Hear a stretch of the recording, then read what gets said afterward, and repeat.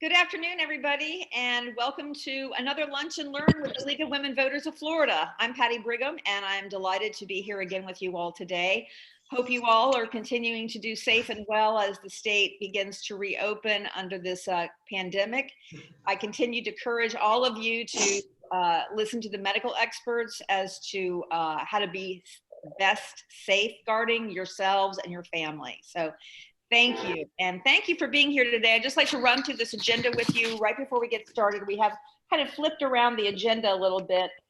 First, we're going to hear from, this is all about how to run a candidate form virtually. I'm here. Oh, Michelle is here.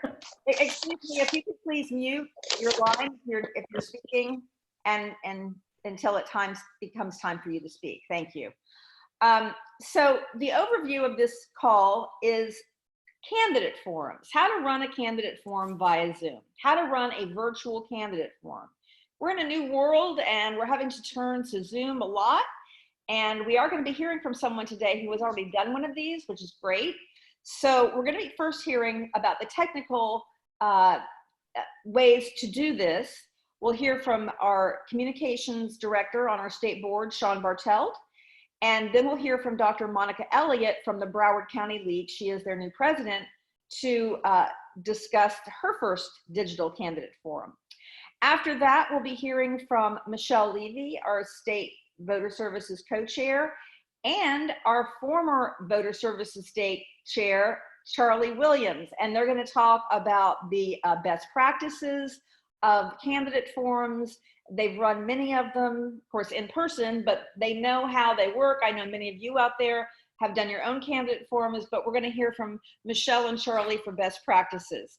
So first, let me welcome Sean Bartelt, our communications director, to begin this discussion on the technical aspects of candidate forum via Zoom. Sean? Sean, you're on. Yes, I'm here. Good, I've unmuted myself. Basically the one thing I can say about candidate forums, doing them virtually, is we have to practice and watch other organizations as they put on candidate forums to see what works, what doesn't work, and things like that. And certainly our staff, in the email that all of you received, has some incredible attachments that really document all the process that everyone should go through to do a virtual candidate forum. So I'm going to share my screen for a second. So virtual candidate forums, there's probably several platforms that we could be using, but right now Zoom is the preferred platform. All kinds of organizations are using Zoom, not just for typical meetings, but also for candidate forums and other political outreach. There are actually 2 Zoom options, and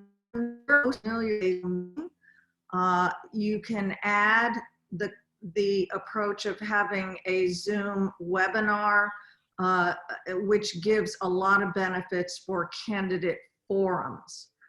For many reasons, the Zoom webinar is what we're recommending as the platform for candidate forums.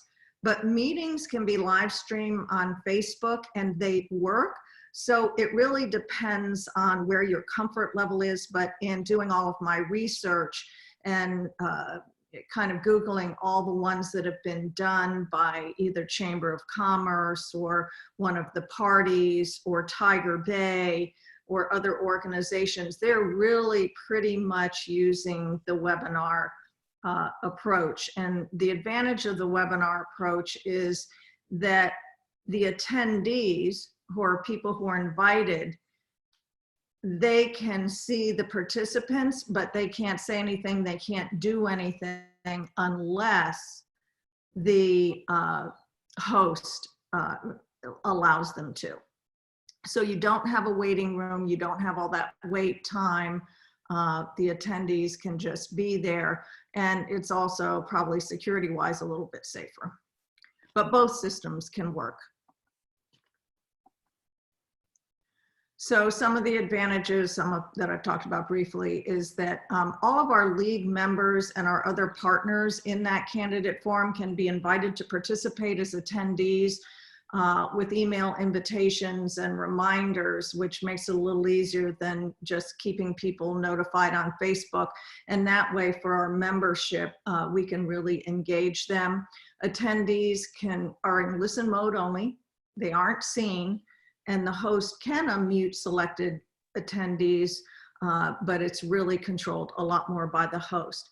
What's unique to the webinar, you do have a Q&A functionality that allows more engagement with the audience at the end, instead of having canned questions ahead of time, but maybe the candidates talk about things that you know, those questions didn't address, and someone wants to ask a question. You have that question and answer capacity, and it's very controlled by the host.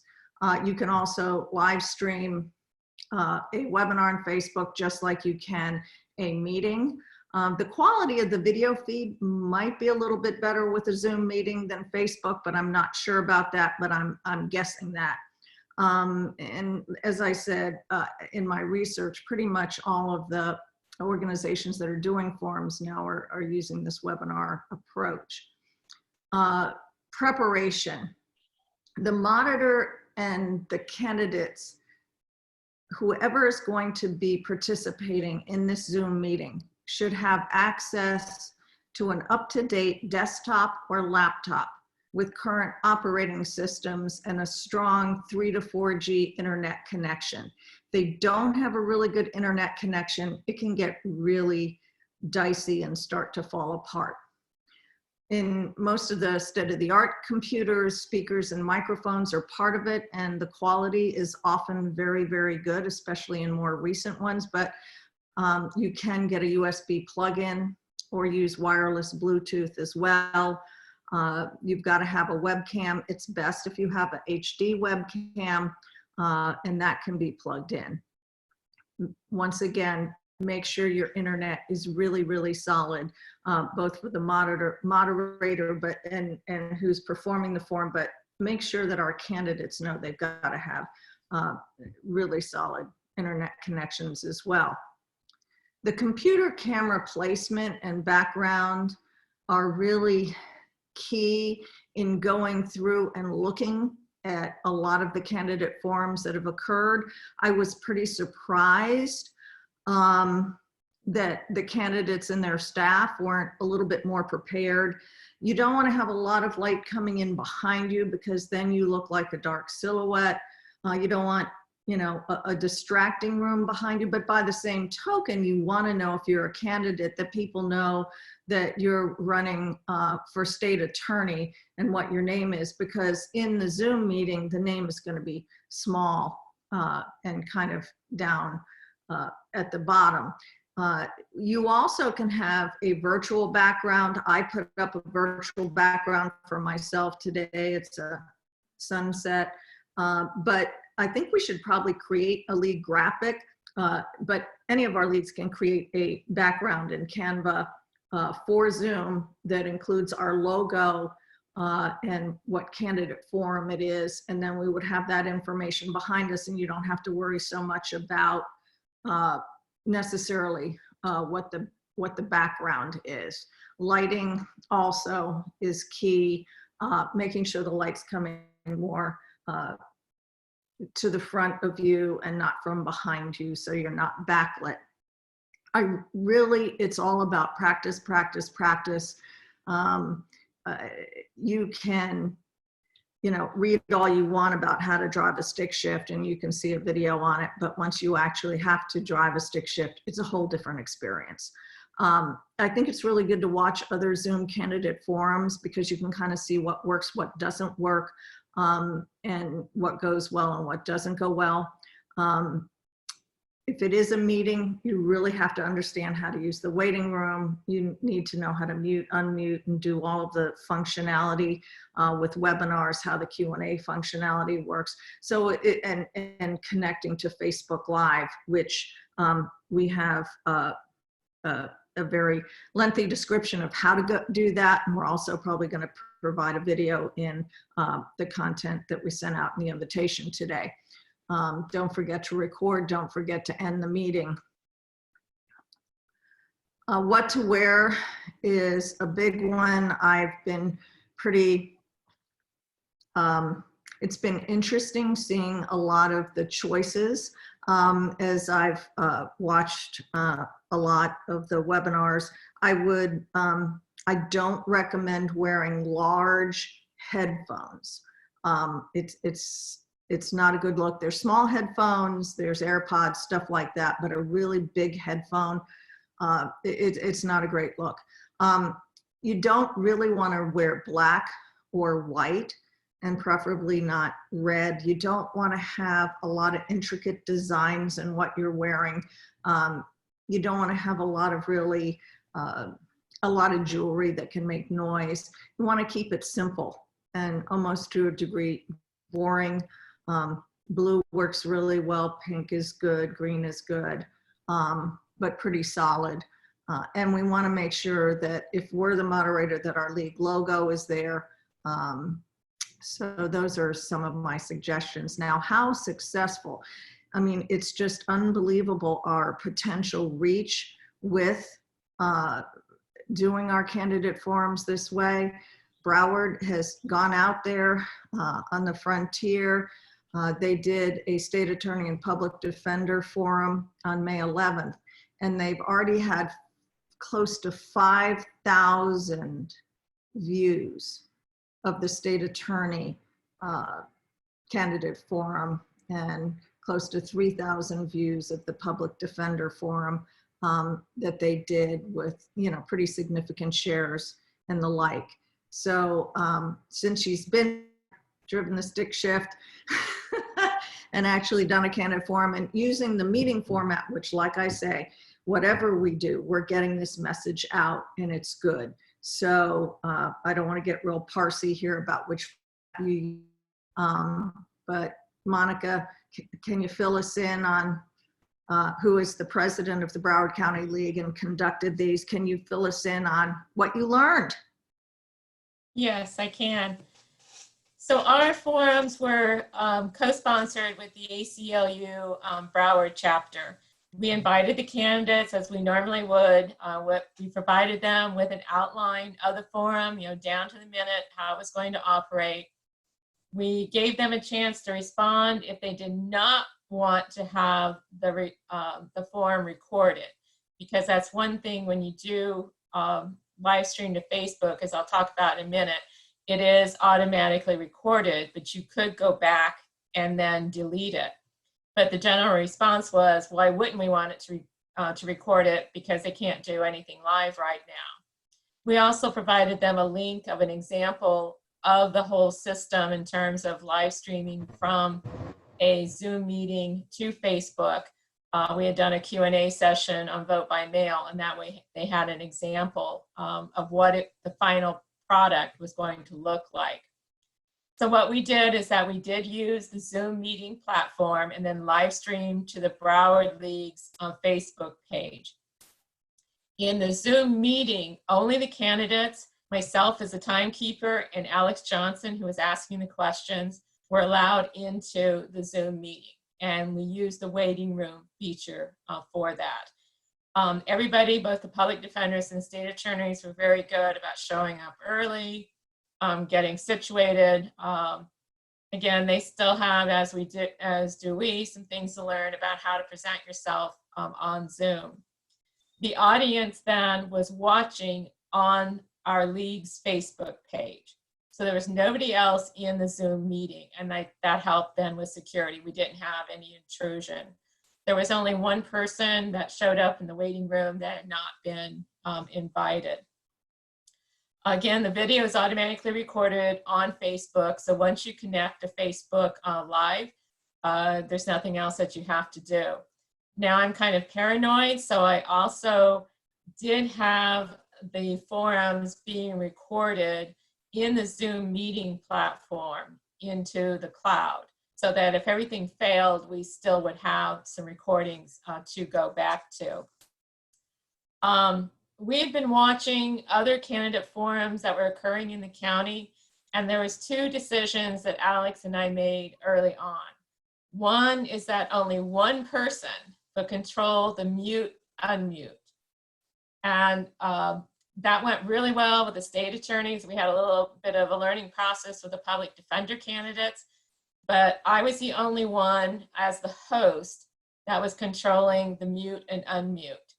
And the state attorneys especially, you know, they're very good. They didn't touch the button at all. Then the other thing is when you are in the Zoom meeting platform, you need to be sure that you consider what you're going to see on your screen as the host, what the audience is going to see on Facebook, and then also what the candidates will be viewing. So as you as the host, you want to have it in the speaker view. And that way, only the person who is speaking is going to appear on the screen that people see in Facebook. So in the Facebook audience, they only saw one person at a time, whoever was speaking. And that's another reason to keep everybody muted except for the speaker, because if somebody coughs, then it's going to go back to another person. And so everybody's muted except for the person who is speaking.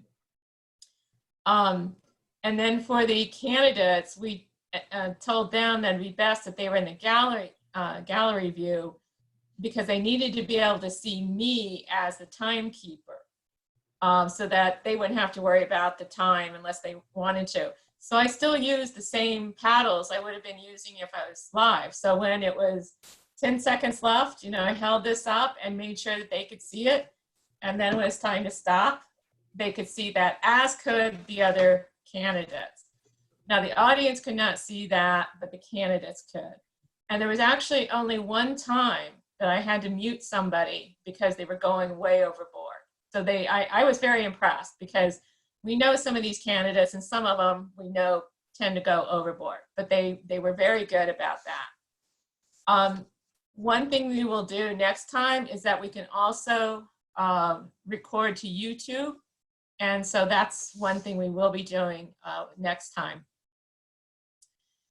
Of the advantages, you certainly increase the traffic to our Facebook page, and we probably increase participants, but you've got to look at the metrics carefully. I mean, it may look like we've got 5,000 views, and we did, but that just really means 5,000 people have clicked on it. In reality, the number of people that probably viewed the entire forums was probably between 200 and 300.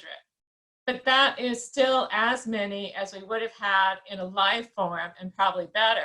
And it certainly was cheaper, and we didn't have to worry about food or anything like that. The other advantage by doing this the way we did is because we've got that recording on Facebook. That's something that we can push later on as we get closer to the primaries in August. You know, quite honestly, it's only the rabid politicos like the League and others who are probably interested in what's going on right now. But as we get closer to August and hopefully the pandemic eases out of our way, people will get more interested in what's going on. So I think that's the other advantage to it. Thank you. All right, well, thank you both very much. And we do have some questions. 2 of these were mailed into us. I hope you will address candidate meet and greet sessions with possible breakouts to Zoom rooms, and our responsibility to monitor the questions and comments of participants. Sean or Monica, could you take that question, or maybe both of you? You'll just need to unmute your microphone. So in terms of monitoring questions, when you are, that's one advantage of a webinar, is that it's a little more interactive. If you want to open it up to questions at the end, there's a question and answer. It's written and it comes through. It's good probably to have somebody that's kind of screening those as they're coming through, and then shift them to the moderator to ask the candidates. But there is that Q&A portion, and it's very controlled, because none of the attendees who are not the people on the panel see what those questions are. You can keep all that hidden, you can keep all the chat hidden, and you can, for every attendee, an attendee being not the panelists or the candidates or the moderator. So there is the ability to do that and the ability to control it. With, go ahead, because I think, yeah, the Facebook Live is different in terms of commenting. Okay, Monica, you showed the timekeeping process, but we do have a question about that. So could you hold up your little flags again? Because I think people were really interested in how to timekeep. So essentially, I had my phone in front of me. So if they had 1 minute to speak, which is the same as what we would do in a live session. And then when there was 10 seconds left, I just held up my sign. And then when that 10 seconds is over, I held this up. You just have to be sure that they understand they need to be able to see you. And most everybody by now is probably going to have been into at least 1 or 2 Zoom meetings and understand the gallery versus speaker view and how you can manipulate that so that the person you want to see is on your screen. Okay, thank you for that. We have some other questions that have been put into the chat box from Cecile. How do you set up Facebook Live and the Zoom meeting at the same time? Okay, you start the Zoom meeting first, and then there is a button, and if you're in the Zoom meeting platform, I think it's the far button on the left-hand side. And when you click that, it's going to show either connecting to Facebook or connecting to YouTube. And so so that's really all you do. But that means that whoever is hosting the Zoom meeting also needs to be the administrator or one of the administrators for that Facebook page, because there are a few more steps that you're going to do once it connects you into the Facebook live streaming. For instance, it's going to ask you for the title, and so you can type in the title, and then it's going to ask exactly where do you want that Facebook to go, that Facebook streaming to go. Okay. And in the documents that were sent in the invitation today, there's a very solid description of how to do the connection between Zoom and Facebook Live. So that's documented there, and we're hoping to do it. Thank you. In the Q&A, do the panelists see the questions, or can it be set so that only the screeners see the questions? Yes. Oh, go ahead. So if it's a webinar, it can be set so that only the moderator sees the questions, or it can be so that the panelists and the moderator. So that's, I believe, is in the settings. So there's a lot of control there. A meeting is a little different. Okay, Right. Go ahead, Monica. Yeah, if you're doing the Zoom meeting, I'm pretty sure you can set it up so that questions would only go to the host or the co-host. Thank you. From Monica Sebo, did you use a plugin to record directly to YouTube, or do you manually upload to YouTube after the forum? You can go directly from the Zoom meeting. You have the choice when you're setting, after you've set up the Zoom meeting, to go to Facebook or YouTube, or you can go to both. So it's just part of the Zoom meeting platform. So there's nothing special. Thank you. Doug has asked, to avoid inappropriate questions or comments, would you recommend restricting comments to the one chat feature?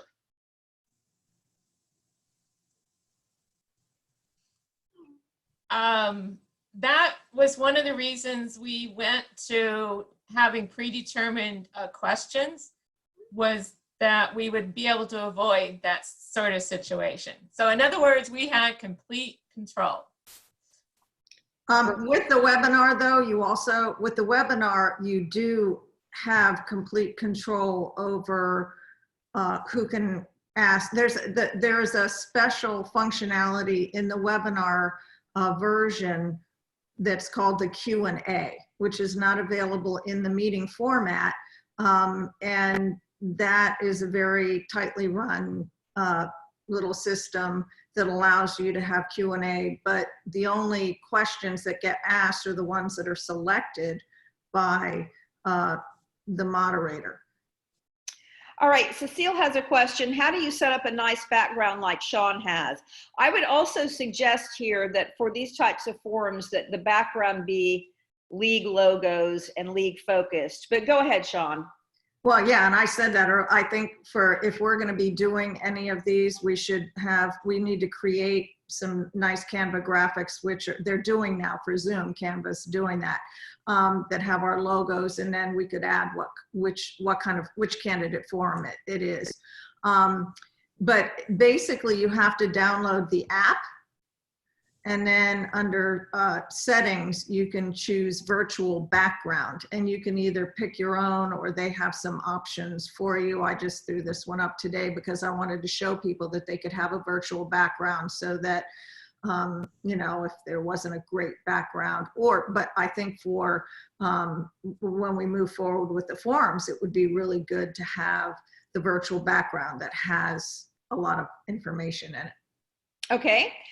From Idelia, also she is interested in how to stream to Facebook.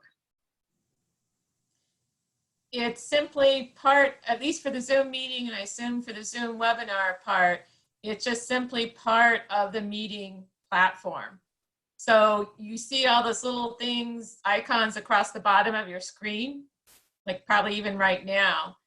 And for the Facebook, it's the far right one. There, if I remember correctly, maybe it's got 3 dots, and when you click on it, it pops up to say live streaming to Facebook and live streaming to YouTube. Okay. Richard from Washington County, he says, and he offers to share this, he uses a participant, whose only role is to display a digital countdown clock that turns red at the end. That's another way of doing it. From Mary, can Monica confirm in a Zoom meeting, if the host is in speaker view, candidates are in gallery view, and audience is in the waiting room?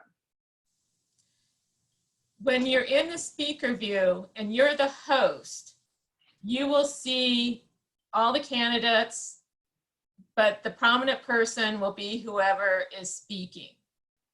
And that's what you're going to see on your computer screen. What is seen by the Facebook participant is only the speaker. How that happens is magical, but that's what happens. Okay. One other thing I want to comment on the virtual background, I have not been able to do virtual background because evidently I don't have a graphic card that allows that to occur. So if some people have tried it and if it's failed, that may be why. All right. We have a question from Rachel that the documents do have the step-by-step Facebook Live tutorial. So that's good to know that we are providing those documents. We have a question from Catherine. Does the screener have to be in the same room as the host? In terms of screening the questions, you can have co-hosts. In the Zoom meeting platform, you can have co-hosts. And so you would have another person that could be working with you. I'm not sure how that works, Sean, in the webinar. It's the same. All right. Thanks very much. We have another question here. Let's see.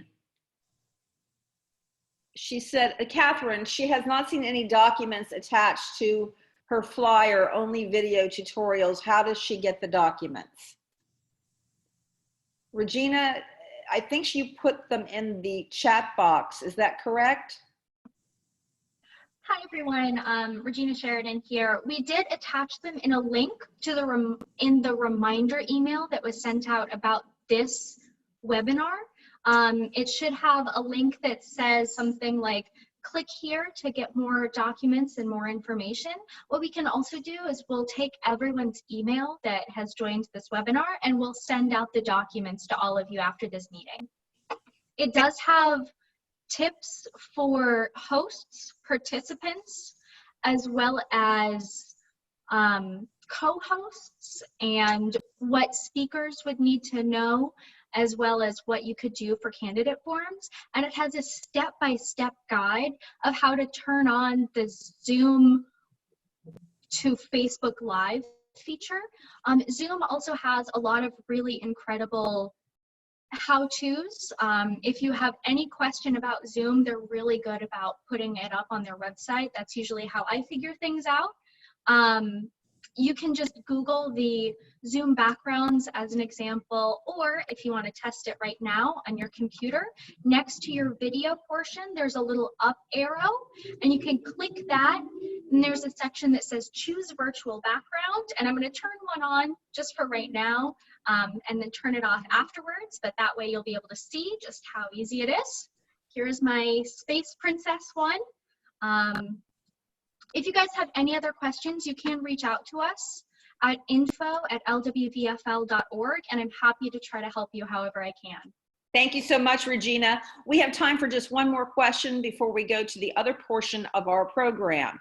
This is from Fran. Are there any tips for leagues who are partnering with other nonpartisan organizations for these candidate forums? And Monica, and I can give you tips as well, but Monica, go ahead because you've already done this.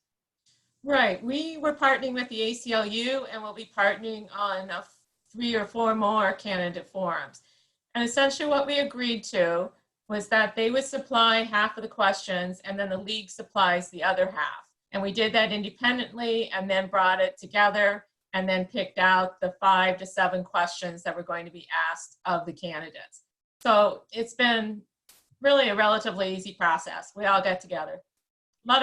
There's a lot of cross hatching between the two groups.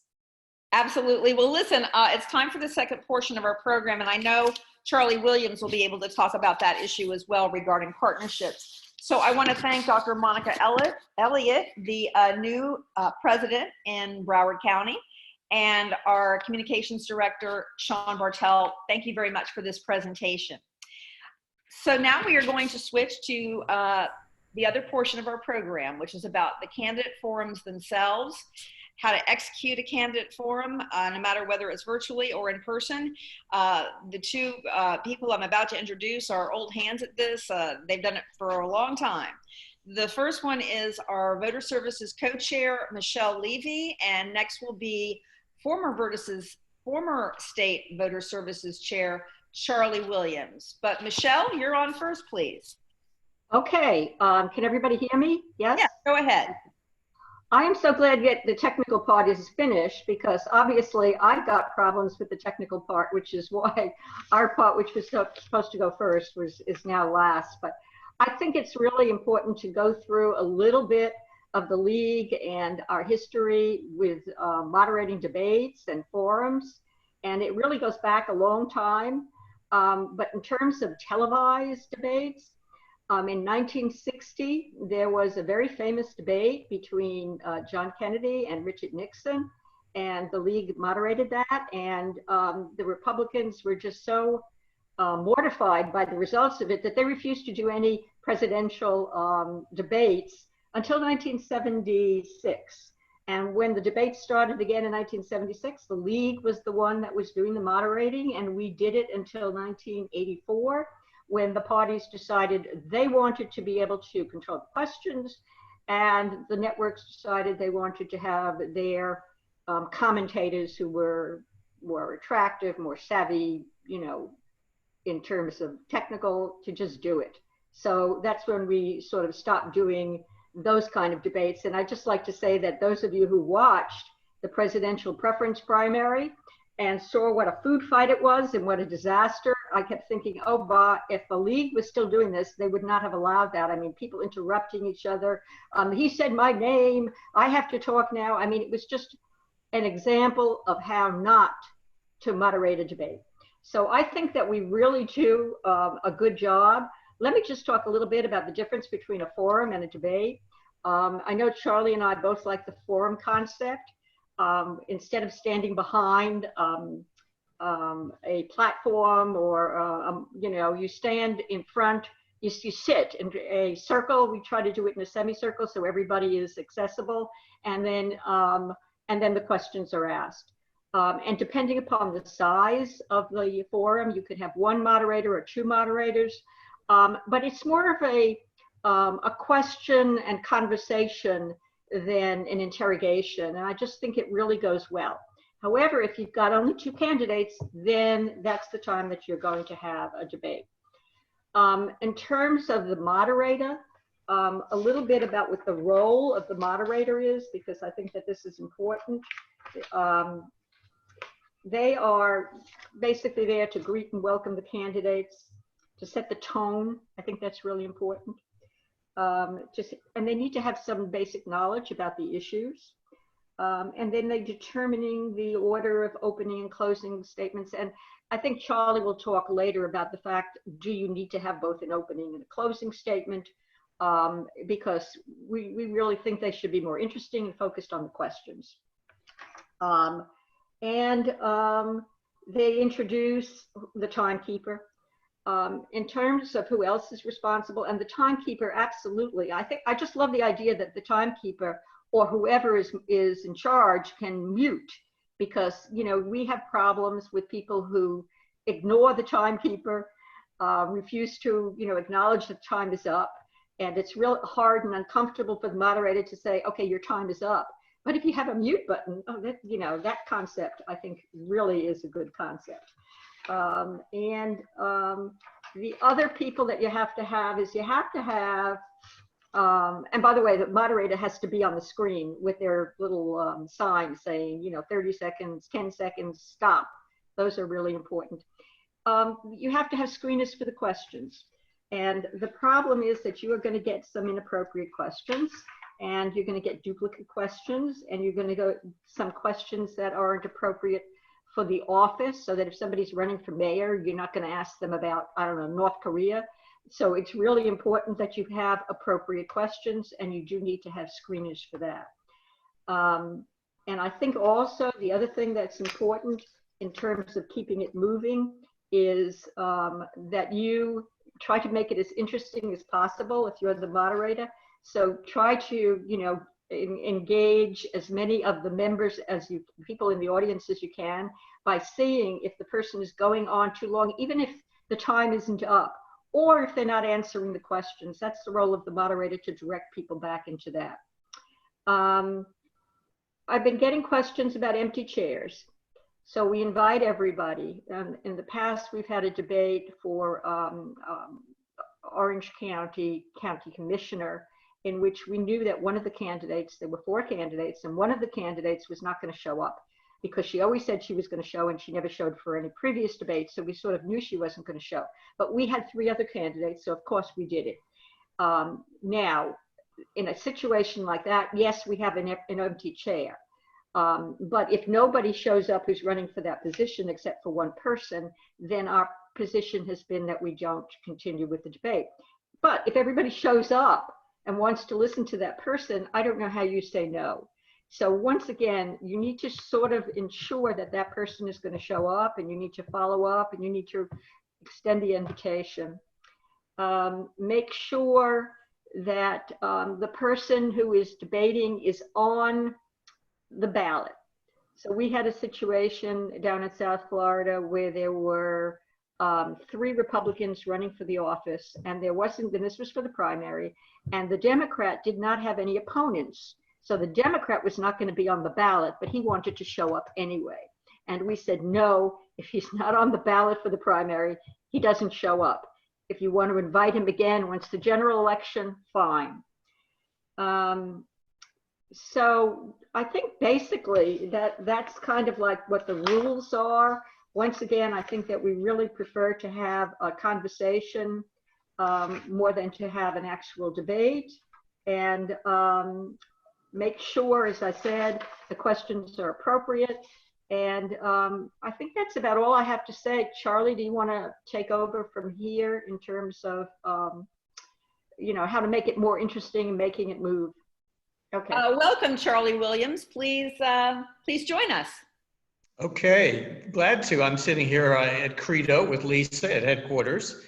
And I want to just, before I forget, mention that the other issue, as Michelle mentioned with empty chair, is write-in candidates. Sometimes a write-in candidate will ask that they be included. Well, obviously they're not on the ballot officially.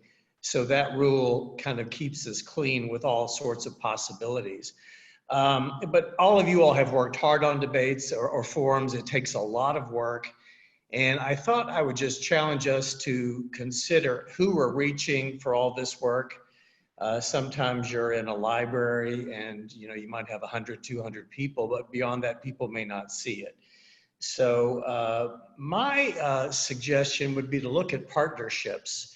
And Monica mentioned that she had partnered with ACLU in Broward, because in partnering, we take our brand, which is loved and respected, almost 100 years of reputation, if you will, and bring it forward with, it could be a community college, it could be a library. I know Broward has worked with the entire Broward library system in the past, which I think may be the largest in the state.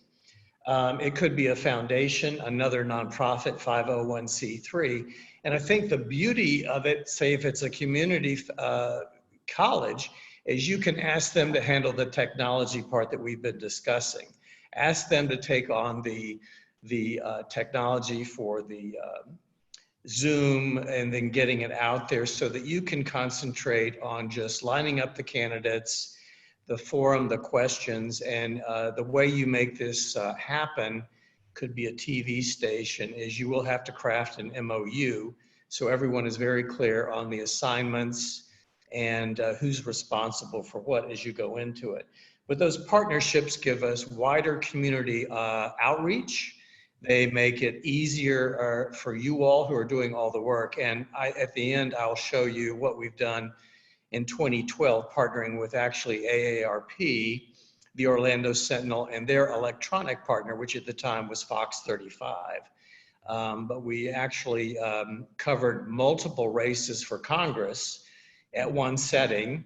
So it wasn't by congressional district. We brought them all together, and we've done that a couple times. Looking forward to the August primary, August 18th, which is kind of the forgotten election that we all wish people would pay more attention to. That is the actual final ballot for judicial races in the state. A lot of voters don't know that. They assume they go on to November. They don't. Those judicial races are handled at the August primary level. So I'm hoping all of our leagues would possibly have a forum, I like to call them forums, focusing on those judicial candidates and bring them forward, because on the ballot, those are many times the toughest races for voters to navigate. And it's a huge service. I doubt that anybody else does it other than the league. My sense is that your potential community partners would be hungry for someone to bring that together. So you have a real, I think, carrot, whether you're going to partner with the local UCF, television or radio station, your NPR station. I think you have a lot of people who might be interested in covering that. What's more, your newspapers, which are under a lot of stress right now, are not doing their normal candidate forums. So there may be an angle there that you could work with. When it comes to moderating, as Michelle said, the worst thing you can do is have a boring forum and let those candidates go on too long or not answer the question. So one little trick I learned when Scott Maxwell was moderating one of our forums is you have a lightning round, and you ask candidates to respond with yes or no to specific questions. Sometimes you'll find the candidates agree on the same issue, sometimes different, but we brought that up with heavy matters like gun control, and we got their position right off the bat so you can move on. So think about that, just throw it in there maybe a couple times, quick yes or no. See if a candidate is disciplined enough to be able to do that. And then the specifics, I think most of us are interested in things like budget, accountability, solutions, more than just talking points. You want to steer them off their campaign talking points, and that's really the job of the moderator, is to come back in and do a follow-up, keep them honest, and as Michelle said, make sure they answer the question. The other thing we've got going as we go into the fall with these two events is our brand for elections is really vote 411. So just throwing it out there, if you're going to have something in the back, it might be vote 411, you know, because again, for people who may not be familiar with the league, they're looking for a trusted source, and we're able to expand that. It's going to be a big push. And it may be that these forums will be linked into Vote 411, which would be a huge advantage as well. And I just want to underscore one thing that Monica mentioned is I'm one of those people who's not on Facebook, you know, so I love the idea of moving the forum to YouTube. I think that gives you a broader kind of audience. Now here is what we did in August of 2016 up here in Orlando. I'm going to put an ad up on the screen. This was a newspaper ad for a forum for congressional districts. And it was also a social media ad. And I'm going to leave these with Lisa if anybody's interested in how we orchestrated this with these partners. But the actual event was filmed with a camera from Fox 35. It was not live, but it was later streamed on their Facebook page and then linked to our league Facebook page. So I can find the number of views we had. I couldn't find that today. But we also ran ads in the Orlando Sentinel for free. They're called house ads. Nice graphics that AARP did. Our moderators were Scott Maxwell and the on-air anchor with News Channel 35. And I think we ran 4 of these as quarter-page ads. So it was a huge profile for our league and our community. And then down in Miami, we did a similar ad using the WLRN host, Tom Hudson down there with the public radio station, and then the Miami Herald editorial page editor, Nancy Angstrom. And the challenge with this is they were both before the primary and they were 2 weeks apart, so they about killed us. But let me stop there, and certainly glad to follow up with anybody who's interested in other partnerships. So thank you, Patty. Thank you, Charlie. Now we have a number of questions, and both you and Michelle can certainly decide who wants to answer these. But we've had a lot of questions about this. You've touched on it, but since we've had so many questions about it, I'd like to ask it again. What is the league's protocol for hosting a candidate forum in collaboration with one or more organizations? I think we've done that. I think Charlie was just talking about it. We did it in what they're asking, I've gotten a number of questions asking, what is our protocol? What do we want to watch out for when we're collaborating with one or more organizations? Charlie? Sure. I mean, you know, I touched on it briefly. You have to be careful with your tax status, particularly with congressional level, because it's a little different when it comes to FCC. But it's the 501c3 nonpartisan. We run these conversations, forums, debates under the educational arm of the league. So we want to make sure that any partners, and they can be supporting level, but any equal partners share that nonpartisan tax status. And as I said, when you write that MOU agreement and understanding, you underscore that. You don't want a moderator, if he's not a league moderator, to throw out a partisan question.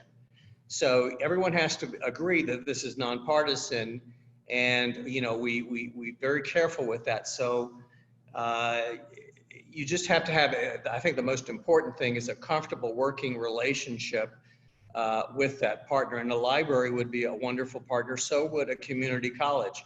The question you'll get is, we don't do political, and you have to understand this is not political, it's educational.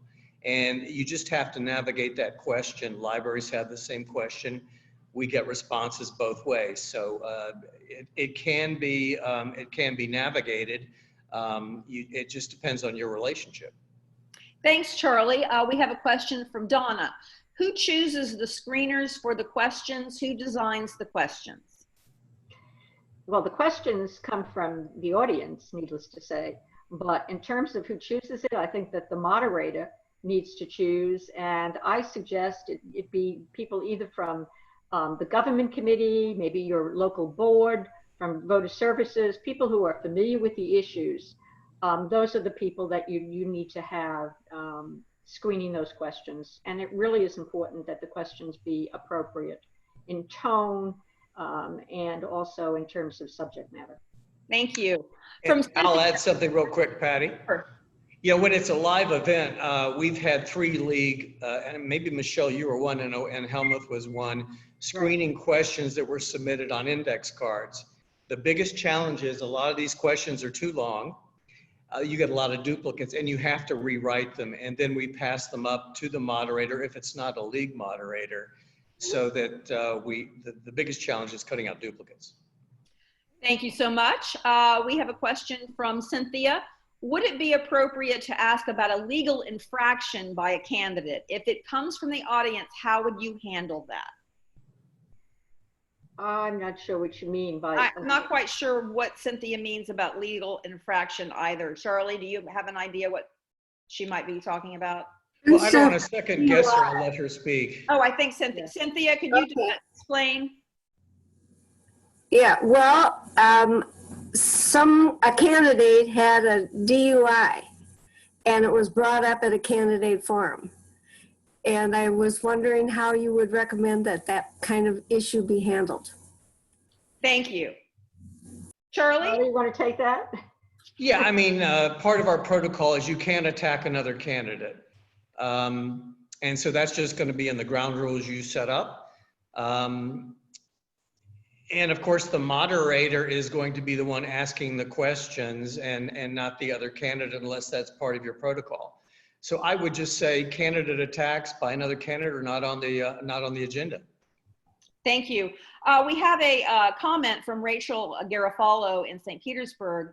She wants to add that an important distinction between a forum and a debate is that in a forum, the candidate's main focus is the audience and imparting information about their views rather than the candidates engaging in a back and forth between themselves.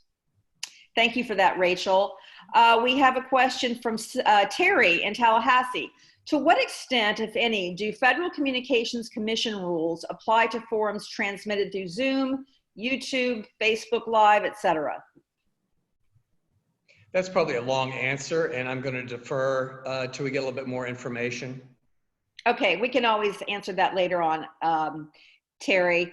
From Eileen, what kind of release do you have the candidates sign? I don't think we have them sign a release. I mean, the only thing that we ask about the candidates, and this is important, that they don't videotape it for their own use. We don't want them using this for campaign purposes. And we've had that happen a few times. So that's one thing that we need to be very clear about. But I mean, we're not asking them to sign any kind of release in terms of that, unless there are local leagues out there who do have that. But that's the only condition that I can think of that has to do with the videotaping. Thank you, Michelle. Excuse me. Here's a question from Terry in Tallahassee. She says that we have allowed write-in candidates to participate in forums in the past, but it's an interesting idea to limit the candidates only to those who are on the ballot. We've allowed all candidates to participate in the past. So what is your opinion or your view about that, Charlie and Michelle? Well, I think Charlie and I agree. Don't do it. If they're not on the ballot, then they are not going to be on the debate. That's as simple as that. Here's the and challenge. Also, they have to have also filed. Make sure that they filed. With the supervisor of elections, not somebody who thinks that they may want to run. They have to actually have to file to be a candidate. What do you think? Here's the challenge if you allow write-ins is someone could literally walk in on the day of the event and say, I'm a write-in candidate, although they do have to kind of do some paperwork ahead of time. But, it gets a little out of control. So whatever your baseline protocol is, you just need to stick with it. And I think most people would agree, going with those who have filed and are actually on the ballot, all the voters are going to see is a pretty fair baseline. Also, another question from Tallahassee. We would love to see some examples of questions for judicial candidates, as they are limited in what they can say. Sure, we've got those. We have those. We do have questions for judicial candidates. Yes, we can. Okay, and we can certainly share those. Right. Our office can share them. We have time for just a couple of more questions. From Linnell in Jacksonville, are we required to show the forum in its entirety and unedited? Well, I would like to think that these are unedited, but you know, if you invite media, as we have done in the past, then they probably will be able to edit and just take out the interesting parts. And I don't know, Charlie, if we've had control over that or not. If we're going to be doing it and we're going to stream it, it's going to include the whole debate. But if other media outlets get it, yeah, they'll just have highlights. Well, the media can certainly edit, and they always do. Right. But traditionally, for example, at Hot Topics that are live streamed on Facebook, those are not edited. They are done in real time without editing. And the only thing that is edited, and actually the camera is turned off, is when members start asking questions. So we have a question. Patty, one quick caveat is that we don't want our candidate forum clips showing up in campaign ads. Right. And so I think that's a no-no, and they need to understand that. That's where we could get into trouble. So there may need to be something in the agreement that goes out to candidates that this is, you know, strictly not for use in campaigns. That would be something in a memorandum of understanding, I believe. Right, an MOU, right, exactly. That's right. We have a question from, okay, let's see. I don't want to ask the same questions. Hang on. Okay, does the league have a sample of an invitation to candidates for a virtual candidate forum?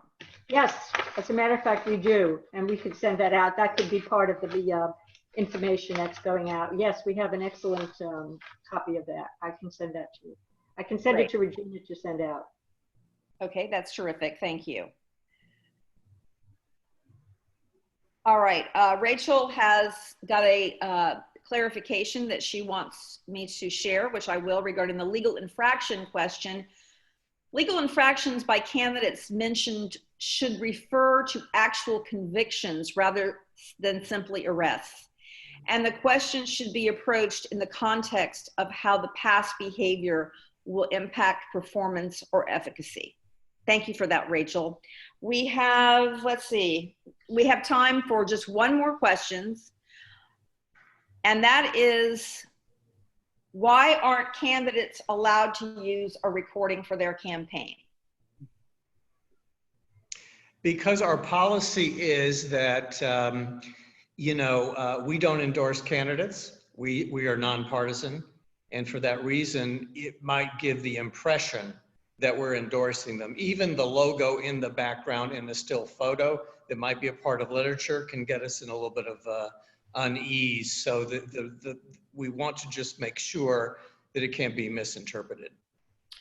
Okay, well, thank you both. We're out of time. I want to thank Charlie Williams, former State Voter Service Chair, and Michelle Levy, current Voter Service Co-Chair. Thank you both for your time today. I know that our members got a lot out of it because we got to have a lot more questions. So I want to assure all of our members that we will look through these questions at the office, and the ones that did not receive answers, we will send those answers to you all. We will be back here next week at 1 p.m. Eastern Time. And we have not yet determined, we are in the process of working on our speaker for next week, which we'll be announcing very shortly.